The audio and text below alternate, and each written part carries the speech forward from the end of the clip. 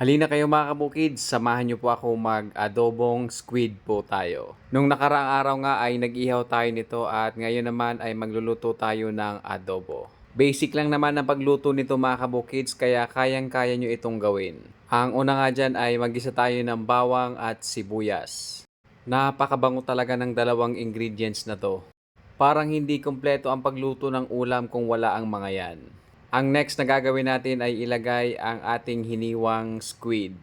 Baka sabihin nyo ang arte-arte ko kasi pa-squid-squid pa ako.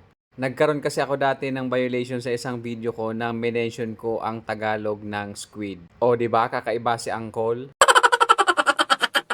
Ang sunod ko nga lang pong ginawa ay nilagyan ko po yan ng paminta at nilagyan ko na rin po yan ng toyo at suka. So habang niluluto pa nga natin ito mga kabukids ay magbigay muna tayo ng konti pang kaalaman tungkol sa squid. Ito ay isang carnivores na ang ibig sabihin ay kumakain ng laman. So kumakain sila ng isda at iba pang lamang dagat.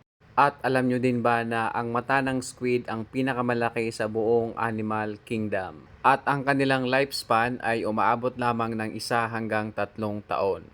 Konting paalala lang mga kabukids, ang pusit po ay may taglay na mercury, kaya bawal po ito sa mga buntis. Ganon din po sa mga taong may known allergies, ingat din po at baka po kayo ay ma-allergy. In spite of that mga kabukids, alam natin na napakasarap ng pusit. Gaya po nitong niluto ko, tara, kain po tayo.